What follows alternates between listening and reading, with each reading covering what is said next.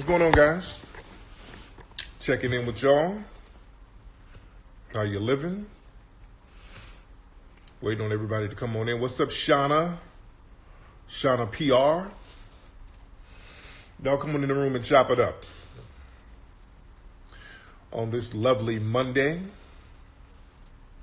What's a lot of y'all coming in here already? That's what's up. We've got a lot to talk about today. What's up, Sydney? What's up, Tony? What's up, Coffee? How y'all doing, man? Glad to have y'all joining us on this lovely afternoon. I haven't done a live in a few days. What's up, Willie D? My dude, my brother. Everybody say what's up to Mr. Willie D. What's up from Cali? Willie, you down there in Texas, man. That Amber Guyger case. I want to touch on that. I want to touch on the Amber Guyger case out there in Dallas. Shout out to Inglewood. As we know, Amber Guyger ran up in her brother's home, murdered him in cold blood. This appears to be some type of initiation killing, but she's running with the narrative, and they're helping her run with the narrative that she was in the wrong place.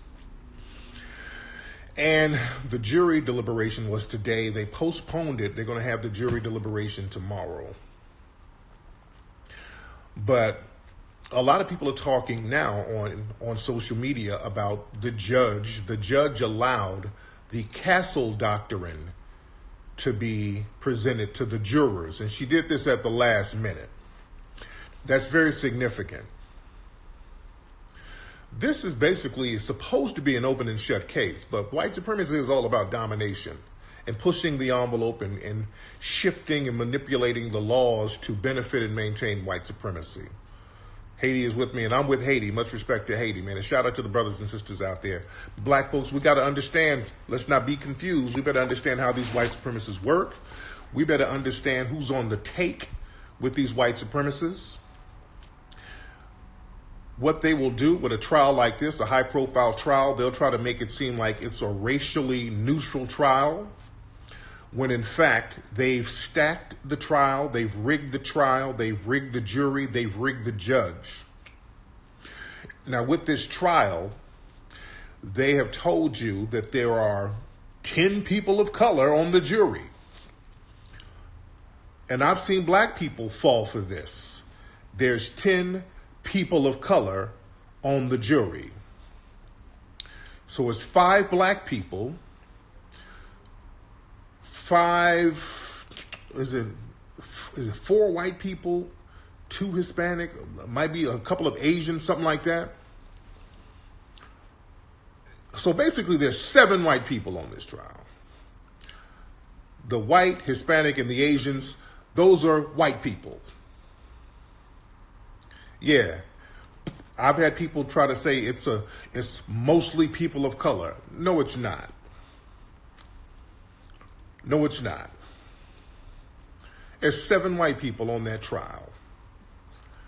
Okay? 7 people who are going to be on code. There's 5 non-black people. There's more than 5 non-black people. There's only 5 black people. Somebody said, no, it's not. There's 5 black people. And who are those black people? That's another thing. Who are the black people on the jury? Are they some damn anti-black American immigrants? There's some people say both he's an immigrant. That doesn't matter. That doesn't matter at all. You get some immigrants on there, they don't like no other black person. They don't give a fuck who they are. What makes you think they're going to jeopardize their standing with white supremacy by helping Bothan and getting justice for him? Understand, remember that case with Walter Scott, with the cop who killed Walter Scott out there in South Carolina? See, they get these people who have these allegiances to another country or another community. Understand, they'll get people who have another allegiance to another country, another culture, or another community. This is why they love getting immigrants and LGBT Negroes. Because a lot of LBG, whatever, they think that they're different from black society. They think they're part of another culture. So a lot of them will undermine black society, just like the jury foreman in that Walter Scott case out there in South Carolina. Dorsey, his name was Dorsey something, and his big dumb ass is up there acting dumb. You dig? So we need to know, just because they say there's some black people on the jury, who the hell are they? You dig?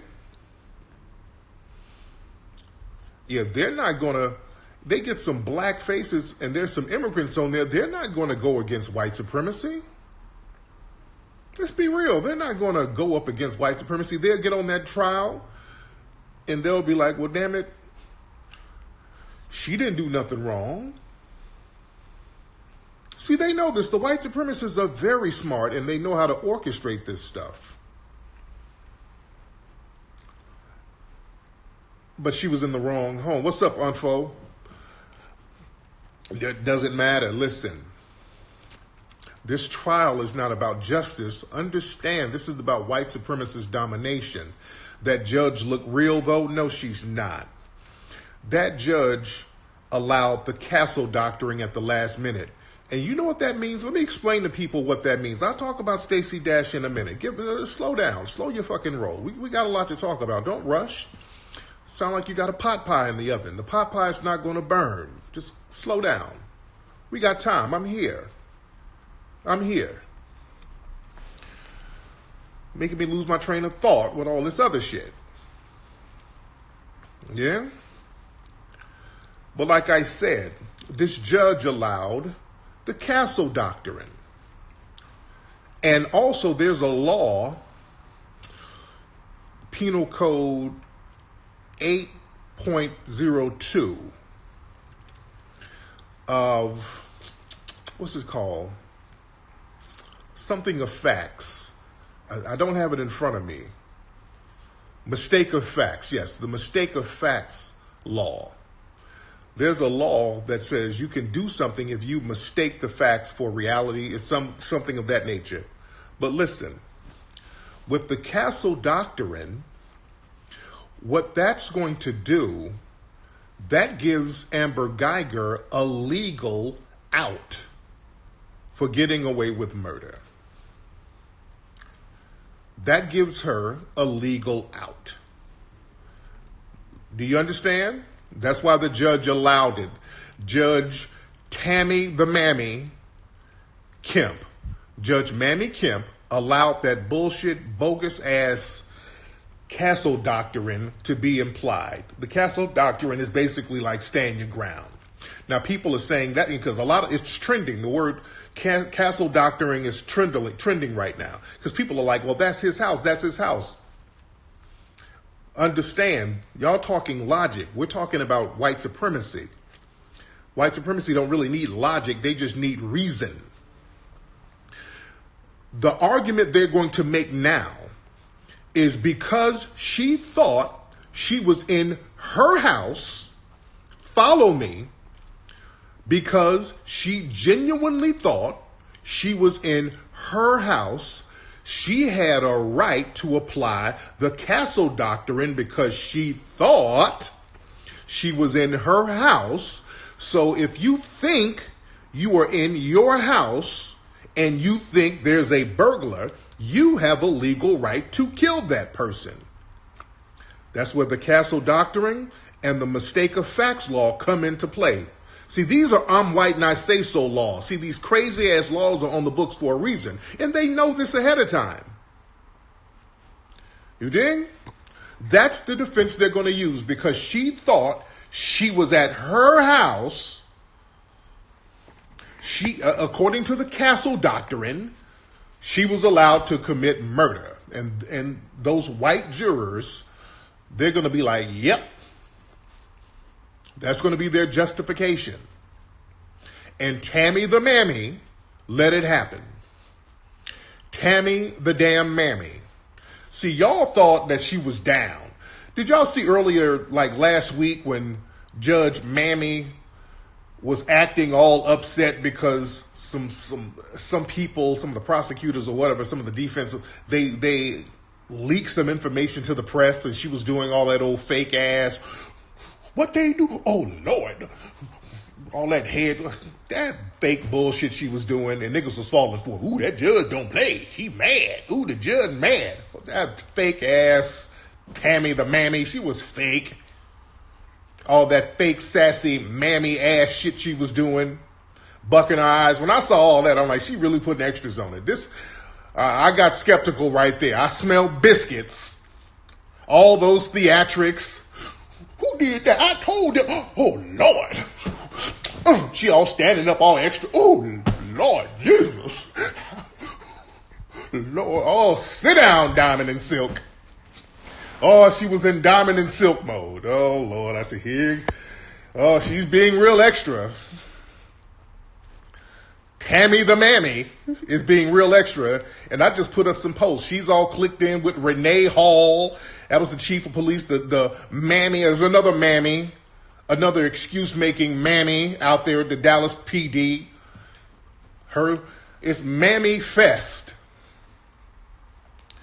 And that's a sorority sister, so she's clicked in with another Mammy.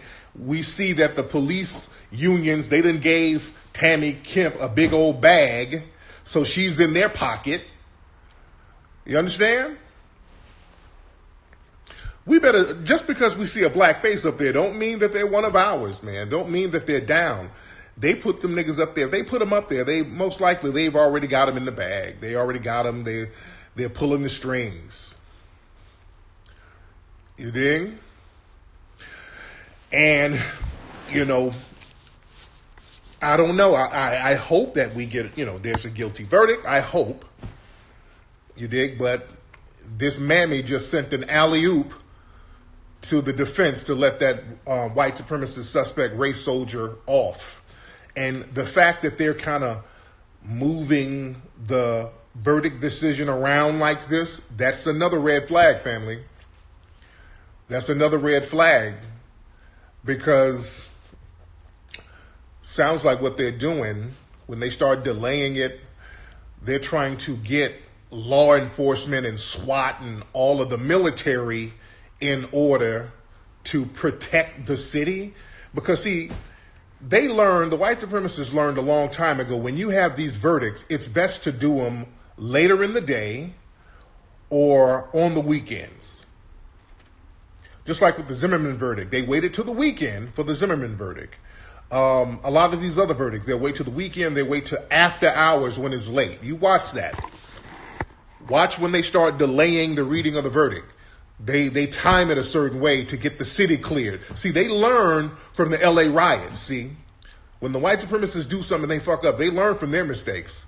See, they wait for a holiday, but they learn from the LA riots.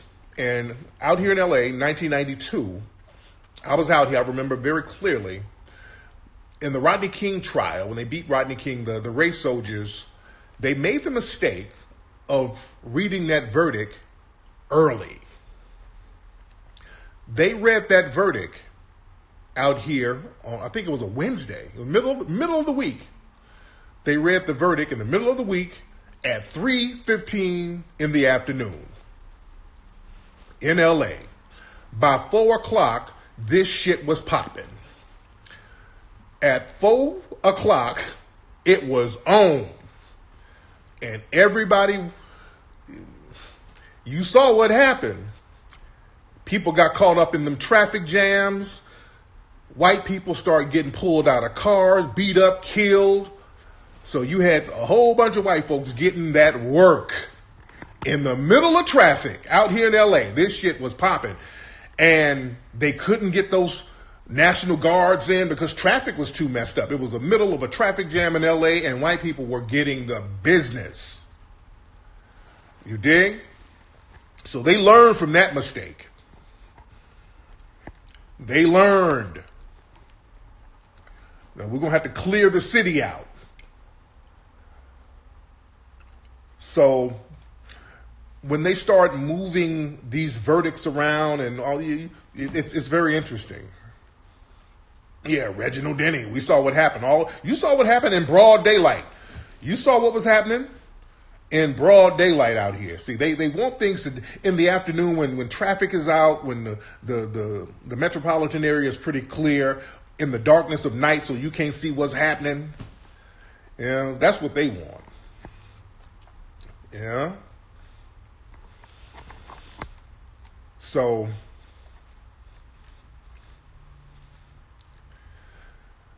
it's very interesting, with Tammy the Mammy allowing that to happen. So we'll see again, but this is going to set, if she walks, it's going to set a very bad precedent. We better understand how dangerous of a precedent this is. If they let Amber Guyger walk, now not only can they kill black people with impunity anywhere we are outside, they can come in your home now. Now they can come in your home with Amber Guyger. If they give her the green light and let her walk, they can come in your home, our homes, and get us anytime and say, whoops, I thought I was in the wrong house and I was threatened, so I had to kill. So you're not going to be safe at home no more. I already know. The white supremacists already ran in my house with the police and all that, so they were setting a precedent then. So I've been telling people how this shit is going to work. You dig? But yeah, they're ramping up the soft genocide. So we better be serious about stuff and stop being naive and stop falling for this people of color stuff and stop trying to be on some kumbaya, and we better be on code. See, a lot of black folks want to play dumb. Y'all think, well, I'm going to just jump over here and be a coon. I'm going to lay up with Zaddy and then I'm going to be safe. Ask Stacy Dash how that works. Ask Stacy Dash how's that Zaddy situation working. And I know y'all heard about what happened to Stacy Dash. Stacy Dash was out there with her white husband, and this fool I saw a tweet. He said he's biracial. I don't know where, but he passes for white. This is a white man. She's with her zaddy. They got into a domestic situation where she called the police on him, and they came and arrested her ass. She called 911 on him. She said she was defending herself, and they hauled her little old black ass off to jail. How's that mammyism working? Wasn't she running around talking about, what about black on black crime? Well, damn it, you the black on black crime now. What about Stacy Dash? And there are people like, oh man, we should still feel sympathy for that sister. No, I don't. And Dame, I know that's Dame Dash's cousin. Dame is my dude, but Stacy has been very detrimental to black society. I don't feel sympathy because she should have known better. I don't feel one drop of sympathy. I told y'all, when these people out here bedwenching, I've said this a million times, when you out here goddamn bedwenching and then Zaddy turn on your ass, hold your own titties. Hold your own tits. You dig? Because you damn know better. You think, that you laying up with a suspected white supremacist. Stacy Dash's husband is all on Twitter saying all types of slick shit about black people. I mean, her dude is on there. You look at his Twitter feed, and I retweeted some of his stuff. He says all types of little old janky ass shit about black folks. A lot of people accuse him of being clicked in with the alt-right. So she knows what he is. She thinks that she's a de facto white supremacist herself. Yeah, she's really clueless. Black folks, I don't know what makes you think cooning and bedwenching ever turns out in your favor. You dig? I don't know what makes y'all think that's going to turn out in your favor. I don't know what makes y'all think that cooning and bedwenching is going to work. It always backfires and bites you in the ass. And I saw something that Charlie Kirk and Turning Points USA, they're having an event. And I've always talked about Charlie Kirk. He's clicked in with the Trump administration, and he runs Turning Point USA, where they basically recruit a lot of young white supremacists. And what they do, they get a lot of black immigrants who put on these MAGA hats, running around talking about their Trump supporters. But all of them, damn near every single one of them, are immigrants or bedwenches. And they got an event coming up in a couple of days. It's basically a bunch of coons and a bunch of bedwenches. And basically all they're going to do is just bash black Americans. Yeah, the Hodge twins, those two Sambos. Larry Elder's going to be there, so they got an OG coon, Candace Owens, Deneen Borelli from Fox News. I mean, Mammy, it's Coonapalooza. It's Coonchella. They're having all the coons there. It's Coonchella. You dig? It's like a coon fest. It's a coon festival. And they got one interesting addition that's going to be there. This one lady named Angela King. You know, who the hell is that?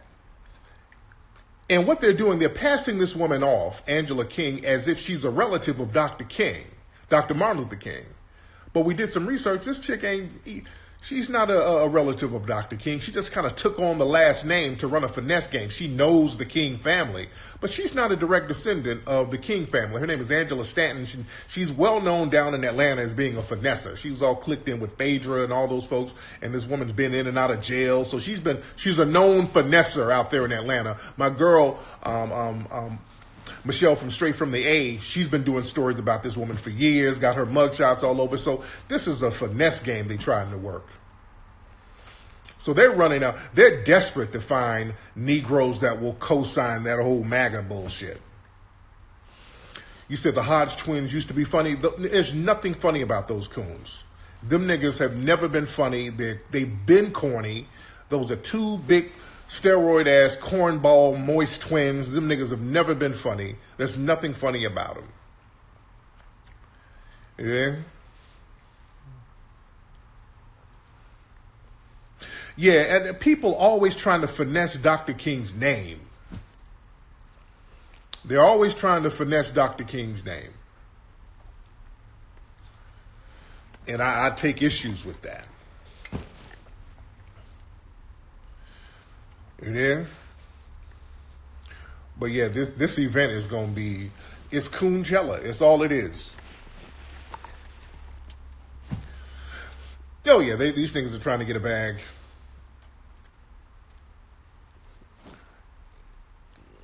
Yeah, that's the thing. They're so desperate. They'll get anybody who's black. They'll put them on the team, and they'll give them a couple of butter biscuit crumbs to co-sign Trump. And basically, all those niggas do is troll. See, this is why we don't have Diamond and Silk, and we don't have Candace Owens around when we're trying to have a serious discussion. See, black folks. I wouldn't even say black folks, because a lot of events that happen, it's orchestrated by the white supremacists, and they'll make it look like a black event, but it's really a white supremacist event with a bunch of black faces. So we have to be very weary about situations where you have folks like Candace Owens sitting up there and we're trying to have a serious discourse, because her job is to troll. Candace Owens should not be taken seriously in any capacity whatsoever. She's a troll. So debunking her bullshit talking points, what do you gain out of it? Because you can't ruin her reputation. She doesn't have a reputation. That's the thing. She's the crash dummy for white supremacists. So they throw her out there because she has no reputation to ruin. She's not a public figure. They throw her out. She's literally just like a plantation mammy. She's just a Negro bedwench who they use her as an attack dog for the white supremacists. You did? So we got to understand how the game is and stop wasting time. See, we don't have time to waste talking in circles, bullshitting with people. We don't have time for that. We don't have time to talk in circles with these folks who have dual allegiances. We don't have time to talk in circles with these niggas who are anti-black American immigrants. You dig? And that's a real big problem we got to clean up. And then people are like, you be going hard on some of these immigrants. I have to, because we've been trying to warn them for years. Hey, man, Y'all got some coons in your society. We've been trying to warn our immigrant brothers and sisters, hey man, a lot of y'all are cool. Unfortunately, y'all got a bunch of coons among you that y'all ain't really saying nothing about. Y'all got a coon class among the immigrant class that's doing a lot of undermining and underhanded shit, and y'all not really saying nothing to them. So y'all need to get them before we get them. Y'all never got them. So I'm getting them. And I'm lighting their asses up. You dig? And we're getting them. Foundational Black Americans are getting them and shutting their asses down. And playtime is over. You can't cry mercy now. Y'all should have been getting your fucking coons. But now we calling them out and breaking them down because they've done enough damage as it is. Candace Owens, she comes from that immigrant class, that anchor baby class who does everything she can to undermine Black Americans. You dig? So these people have to be ousted and discredited and shown that they cannot be representatives for Black Americans. You know, this has been going on for a long time.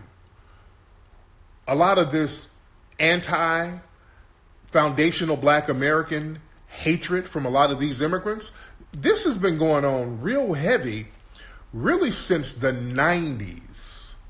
It's been going on, no, I'll say the 80s. Really since the 80s. It started in the 80s. Because see, we've never had that anti-immigrant thing because we've always helped immigrants. We don't understand. We see a certain group of people hating on foundational Black Americans and we couldn't figure it out. Just like with Shea Butter Twitter now, most of them are immigrants who are just anti-Black American. I did my broadcast last night. I was talking about how a lot of these Black websites like World Star, Shade Room, Bossip, Madame Noir, The Root, these are run by anti-Black American immigrants. Look at my wife. Everybody say what's up to my lovely wife, Miss Lexi Marie. Everybody say what's up to my wife. I'm looking kind of fine. You better goddamn believe it, Lexi Marie. Where are you, dear? Where's my wife? Y'all say what's up to my lady out here watching me.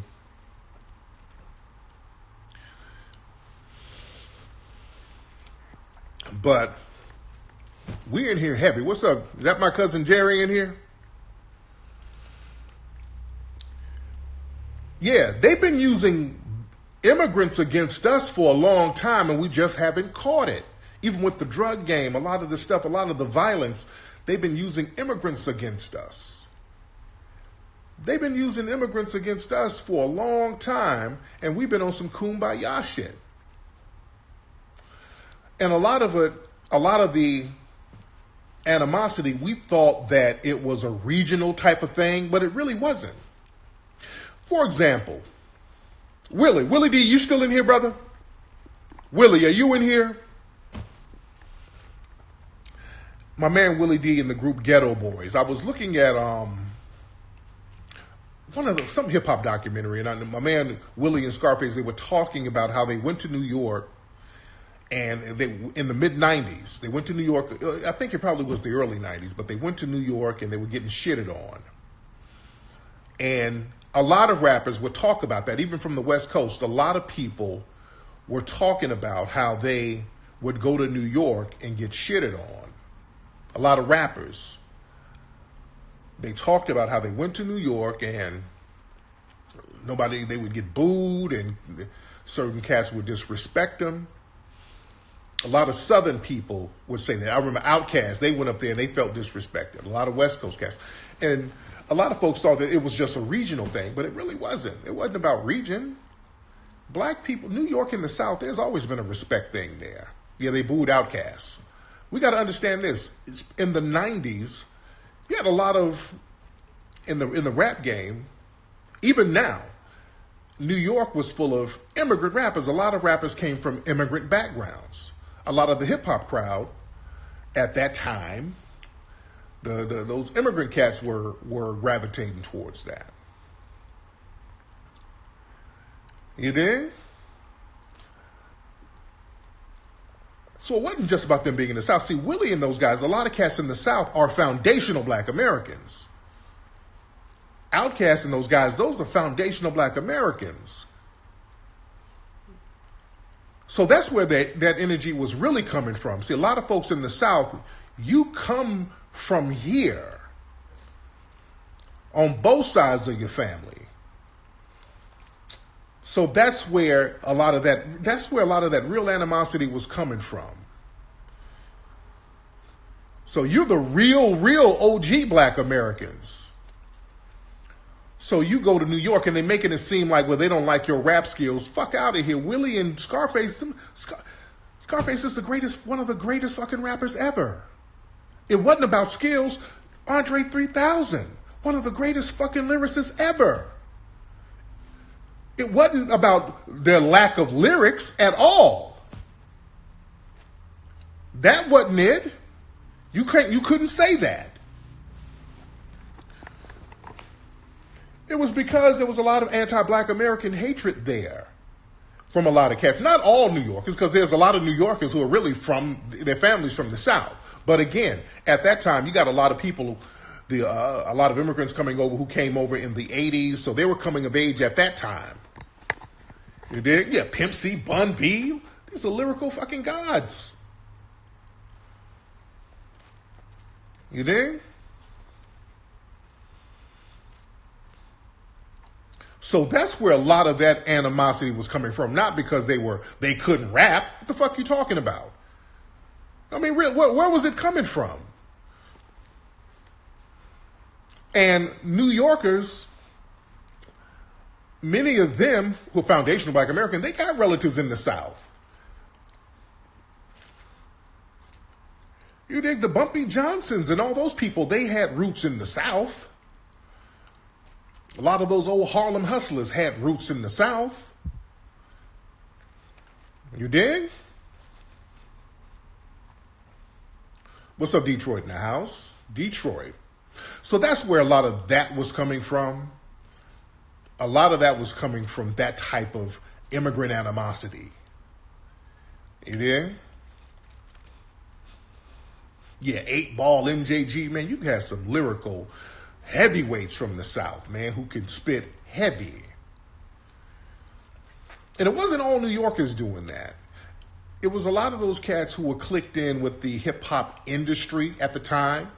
A lot of the people clicked in with a lot of the magazines and a lot of the radio stations. Because, you know, the white supremacists, they would prioritize certain immigrants to be kind of gatekeepers for the commercial hip-hop industry. You understand? So a lot of the street team cats and a lot of those folks would actually work for white corporations. It was real heavy shit. Because look, I remember I went to New York in the early 90s and I was hanging with street dudes. And let me tell you something. The street dudes out there, they were listening to Snoop Dogg and Dr. Dre and NWA. They were listening to that. So I know for a fact that New York didn't dislike outside shit. That's bullshit. I know for a fact New Yorkers weren't hating on outside shit.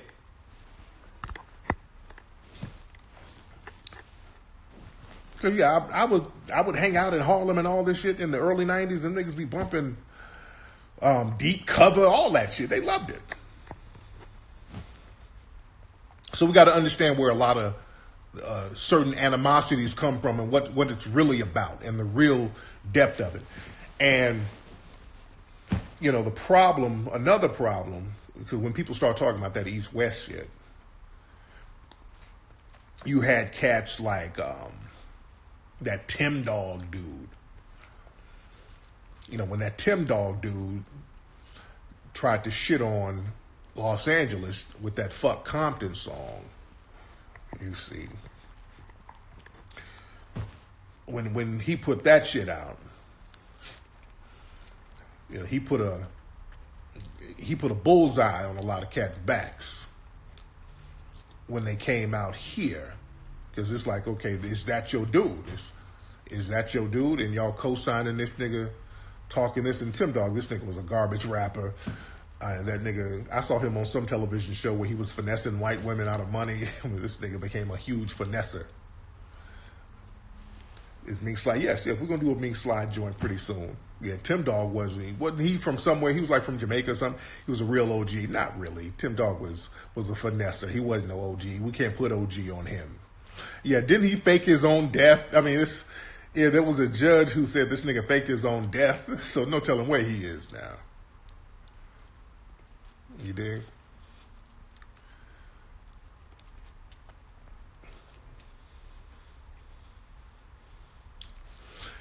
Yeah, and really a lot of the cats from New York who had foundational Black American backgrounds, they respected different cultures. Like Chuck. Chuck is my dude. Chuck has been to my home. Chuck D and Public Enemy. Public Enemy, they work with Chuck worked with Cube and a lot of West Coast cats. You know? Ice-T, they loved Ice-T was working with Melly Mel, and he worked with a whole bunch of cats out there. So there was a respect. There was always really a respect. There was always a respect with West Coast artists. LL was working with my dudes, the LA Posse. They produced one of his albums. He came out here with my man Muff and Big Dad. So there was always a respect going back to the 90s. There was always a respect. I'm talking about going back to the 80s. I'm sorry, going back to the 80s, there was a respect. But right in that mid-90s, all of a sudden things got real janky. They started booing niggas and all this. So people like, where did that come from? That came from somewhere else. I'm telling y'all the hip-hop game, hip-hop history. New York and LA and other regions, there was always a respect beforehand. But when some of these immigrant cats started to be prioritized within the hip-hop industry, that's when some of the bullshit started happening. That's where that shit came from. I'm talking real talk, Kimmy. It was some outside energy. Yes, it was. And that's the problem. See, we got to understand where some of this bullshit-ass energy comes from. Yeah, we got to understand where a lot of bullshit energy starts coming from, who's bringing it in, and how did it start. You dig? Who's bringing it in and how did it start? Because, look, people from outside cultures, they have no problem agitating a beef because they're not a part of either group. You know what I'm saying? Like a Tim Dog. Tim Dog is Caribbean from what I understand. So for him to do some stupid shit like fuck Compton, you make the block hot for a lot of folks. And then he got G-checked. Some niggas hollered at him. I think they saw him somewhere and he started copping pleas. But yeah, you don't do no shit like that just out of respect for people in your own lane because you put a target on their backs. Niggas out here don't play like that, especially back then. You know, that nigga was out, he was getting people robbed out here with that stupid shit. The niggas, like, hell, we saw what happened to Search when MC Search came out here, and that was right around the fuck Compton time. You know, when MC Search is representing the East Coast and all that, so he came out and people felt a certain way about Search, and, you know, Search is out, he's been explaining how he was under threat and he was afraid for his life, and they had a hit out on him and all this stupid shit out here on the West Coast.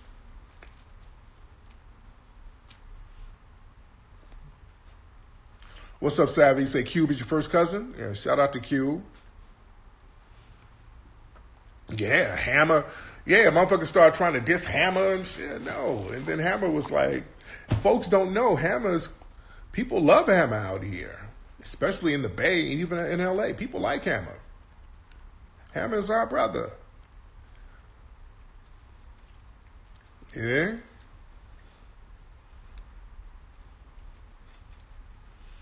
Yeah, nigga, the town loved Hammer. He thought that Hammer was some kind of soft target or something. Yeah, see, again, outsiders, see? You get these outsiders, because Search is an outsider. You dig? You get these outsiders who don't understand foundational Black American politics, how we have a certain level of respect for each other. We don't just go around shitting on each other like that. There's a certain level of respect that we have for each other. That's just a general respect. And, you know, Search learned the hard way. Yeah, Redman was like, hey, do not fuck with Hammer. Yeah, Hammer is not nobody to play with just because this nigga's dancing. Hammer was not nobody to play with. You did?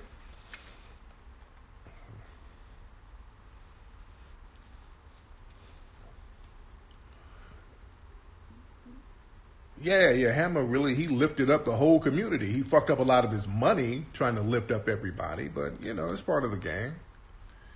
That's part of the game. But yeah, there's always been a respect. That's why a lot of, you made a good point, a lot of people from like New Orleans would go to the Bay, like Master P. Master P really got a lot of his breaks out there in the Bay. He was up there going back and forth to the Bay. And there was a respect there. Yeah?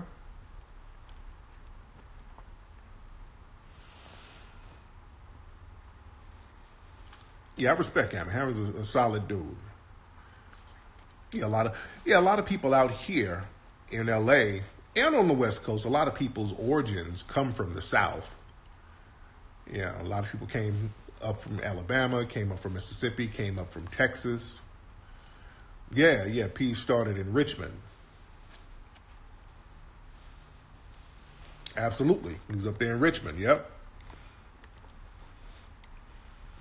Absolutely. So there was a respect there.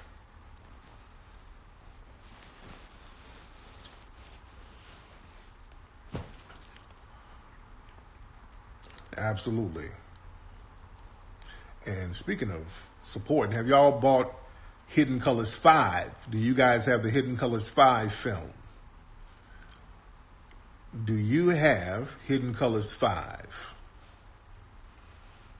At hiddencolorsfilm.com. Hiddencolorsfilm.com. That's where you can get Hidden Colors 5. Hiddencolorsfilm.com. If y'all don't have it, y'all need to go to Hidden Colors Film and watch Hidden Colors 5. What's up, I'm a Goddess? You got yours last week? That's what's up. There's a lot of y'all in here. By the way, I hope, are y'all following me? Follow me. If you're not following me, everybody follow me right now, right here on Instagram. If you're not following me. Yes, your daughter is old enough. There's a few cuss words in it, but she needs to watch it. Oh yeah, did y'all hear the story? The little black girl at a school on the East Coast is at this Christian school. The little girl said a few days ago some white boys pinned her down and cut her dreads. They called her ugly. They were calling her names. They were bullying her. And they cut her dreads. And she did a lot of interviews. She was crying about it. This school has Karen Pence, this Vice President Mike Pence, his wife. She teaches at this school. And now the lawyer for the little girl said that, well, she's apologizing because she made it all up. And, she's very sorry. And, she apologizes and she wants to move on. And a lot of the white supremacist websites are like, yeah, we knew she was lying. Let me tell you something. I don't believe that one bit. I believe that it did happen. I believe the shit happened and they paid her family off to recant the story. I don't think she made that shit up at all. That shit was a payoff. That school was trying to bury this story. This school did not want that negative publicity. Understand this, and I want black folks to understand this. And I've been telling this for years. White children don't get punished. If you remember anything, remember that simple rule. I learned that as a kid going to school with white kids. White kids don't get punished for shit. White kids cannot do no wrong. White supremacist society, they protect white children with everything at all costs. A white child can shoot up a damn school. It's not his fault. It was the Ritalin. They can go stab 80 people. It's not his fault. He was bullied. White kids do not get punished. Understand that, black people. Get that in y'all motherfucking heads. White children don't get punished for nothing, especially if they do something to a black person. So they will pay a black kid off to recant the story before they will punish some white kids. They were not about to punish no white kids for cutting off a little black girl's hair. Now, most likely that happened. I believe they did it. I don't think they would make this story up. Why would she make it up? The little girl's family, they're not a poor family. They're a middle-class family. So I believe it. I believe it. I believe they did it. But that school, again, they're connected to the Trump administration. So if you punish 3 white kids for attacking a black child, that school has a stain on it forever. Then the Trump administration has a further stain on it because they're already talking about impeaching Trump. Do they really need this? Of course they're going to pay her off. That's the easy thing to do. They paid that family off so fast. The last thing they need is this publicity right now with this school connected to the Trump administration. And it's supposed to be a Christian school. So basically, here, let me give your family a bag. And look, we all Christians, we all got to learn to do what's right for God now. So let me give you a nice big bag. And when I give you this bag, let's just do this. Just say that she made it up. So that this will just go away so we can all pray together. Fuck out of here, dude. They paid that family off. Probably peanuts too. Real talk too. Probably not even a lot of money. Truth be told, probably not even a lot of money. You know how niggas are. Because the fact that she's going to that Christian school with so many white kids, because there's a lot of white kids at that school, and the fact that their family got them going there, niggas love approval. They love to be on some forgiveness. You dig? They probably gave that girl about 3-4 stacks. 3-4 stacks and some Popeye's chicken coupons. They probably gave them chicken scratch. You dig? That was a payoff. Just the fact that the lawyer had to speak. The kids got a lawyer and the lawyer had to speak. So that means there was some negotiations going on. Somebody was negotiating. The lawyer got his little cut. And how I know most likely there was a payoff, they didn't expel the girl, by the way. They never said, okay, we're going to expel her for lying. You dig? You notice that? Because if you lie on some white kids, first of all, listen, if you lie on white kids, you're going to get punished for lying. Remember that hood rat who was a stripper, who was up there at lacrosse, the Duke lacrosse, and those white boys did whatever to her? And I think they did some shit to that sister. But she was kind of finessing. She's done some finessing before, so they pulled that and used that against her. So they got at her for falsely accusing the white boys. You in? Somebody made a good point. I don't have no respect for them for taking a payoff like that. You ain't got to do that. You ain't got to do that. But let me play the devil's advocate. Let me play the devil's advocate because they're probably being like, they were like, look, we ain't going to punish these white boys. We're not going to punish them. So let us just give you the bag and you take the blame. My thing is take the bag, but don't take the blame. My thing is this. Get the bag. See, y'all, these niggas don't know how to negotiate. Look.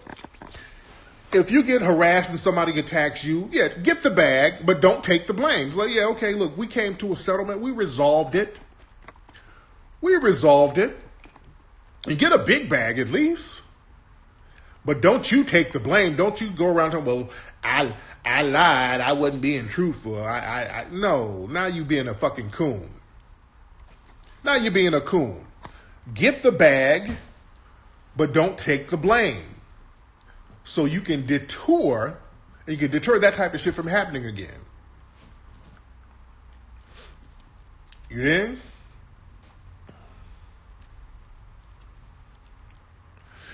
Yeah, they probably got a gag order.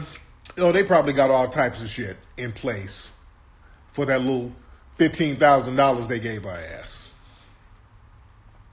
You in? Yeah, these white supremacists are cold-blooded. They'll start threatening your ass, see? Remember V. Stiviano, the chick who was messing with old boy from the Clippers? See, these white supremacists are diabolical. Remember she was messing with him and, she was telling on him and she was exposing him? And shit, they were hiring all types of people to run up on her ass and sock her in the face. So they had hitmen on that woman. They were taking her to court, taking all of her trick items back, which they never do. But they were like, look, all that shit he gave you, you got to give it back. Via Donald Sterling. They were taking her cars back. They don't never do that. If somebody, in the court, if somebody gives you a gift, that's yours. They said, no, bitch. You're going to have to repay your trick bill. You ain't getting none of that shit. They made her give up all her shit. I ain't never seen that before. They ain't like, we ain't about to let this black bitch finesse. You know? And she's one of those chicks who thought she was exotic. They'll let you know you black. I'm Indian, Portuguese, Caribbean, and Polish. She thought she was one of them. No, black bitch, give the car back. When you went to court, your ass was black. Yeah, they stop all that exotic shit. When you rub white people the wrong way, you ain't exotic no more. They use your exoticness to their advantage against us. You dig? Nah. But when it's you against them, no, sit your black ass down. I remember this a long time ago. I was on a date a long time ago with a girl. Long time ago. And, one of these are LA chicks. He's mixed with a whole bunch of different shit. And we jaywalk. We were walking across the street. And out here, they get you for jaywalking in LA. This was real big back in the day. So we're walking across the street, and then the bike cops rolled up. Oh, you're jaywalking. Let's get your information. They're gonna give us both the little $250 tickets.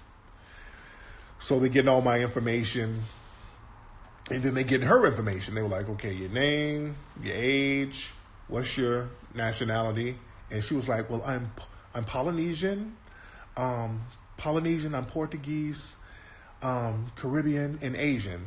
And I remember the white cop was like, African American. This motherfucker didn't put none of that shit. He's like, oh, this is a black bitch. He stopped all of that exoticness right there. They don't play all that. They ain't got time for that. They don't have time for none of that shit. You dig? Black folks like playing this little game with themselves.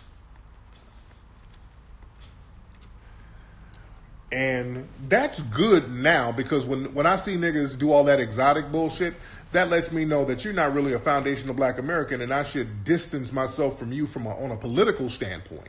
On a political standpoint. When it comes to political issues where we're supposed to talk about what's in the best interest of foundational black Americans, nah.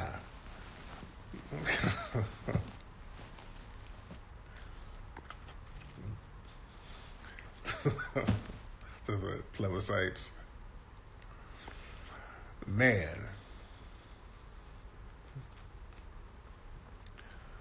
Yes, I already talked about Amber Guyger. I already talked about that and how the Judge Mammy Kent, Tammy the Mammy, she's all locked in with law enforcement. So that is what it is.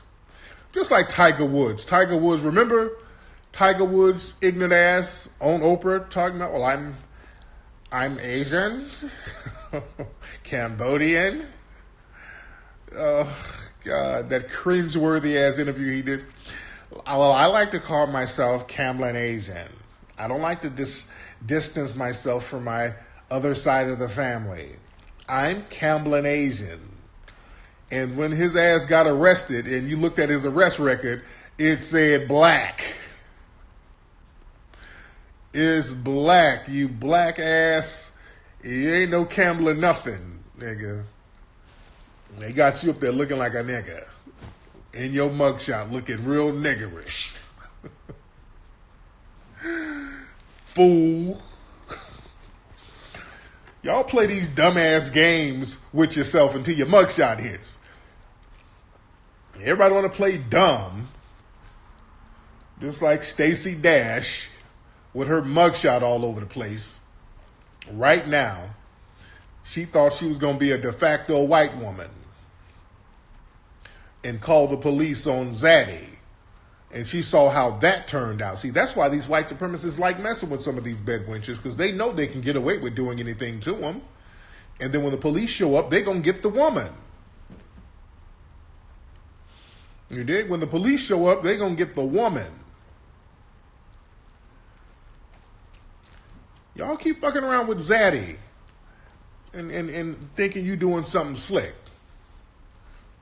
Yeah?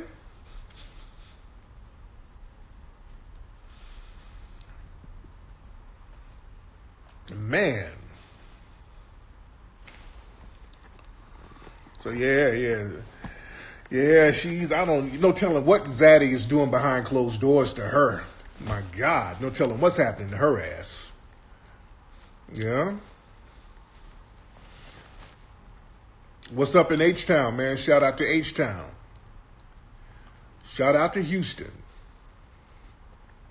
Yeah. Shout out to the Houston family. And y'all, by the way, y'all need to go. Can you be gay and pro-black? No shit. I think what you do in the bedroom doesn't matter, but unfortunately, a lot of times, y'all think that you're part of another community. Yeah? A lot of gay dudes, gay black folks, they be trying to distance themselves from black society. They think there's something else. Speaking of gay dudes, there's a dude who calls himself, he changed his name to Sexy Vegan. That's his real name. This white man who was on Dr. Phil, and he's, I don't know what sexual he is, but he be walking around West Hollywood in these little stank-ass booty shorts. They arrested his ass this week because he was having sex with his damn dog and put it on the damn social media. Boy, these LBGT cats. This nigga was having sexual activity with his dog, and I wish I could show pictures of this nigga, but I'm not going to even do it. This dude, yeah, y'all just Google this dude called Sexy Vegan. He's a mess. And the thing is, he walks around in these stank-ass booty shorts, walking his dog in booty shorts and leg warmers. And my thing is, black folks be getting all types of tickets and fines for sagging your damn pants. If you sag your pants, you get a fine. But this nigga walking around with his whole bussy out, and he's protected because of his lifestyle. He's out here fucking dogs and God knows what else. I got 1 minute and 32 seconds left on here. Yeah, you Google at your own risk. Just Google Sexy Vegan, and this dude looks like every serial killer. Oh, God, this motherfucker is disturbing. What's wrong with these folks, man? What's wrong with them? Man. Poor dog. That's all I got to say. The poor damn dog. This dude, the poor dog got to lick peanut butter off his pussy. Poor dog. Call the goddamn Humane Society and save that damn dog. Let's do it for the dogs, at least.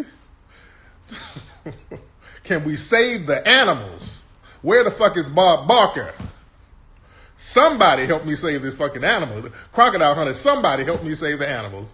The dog is licking peanut butter pussy. I done heard it all.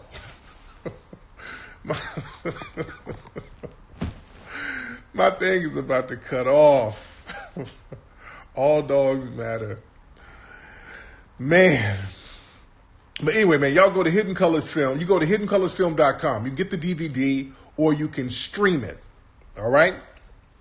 Get the DVD or you can stream it right now, hiddencolorsfilm.com, ladies and gentlemen. I'm going to holler at y'all. Y'all be good.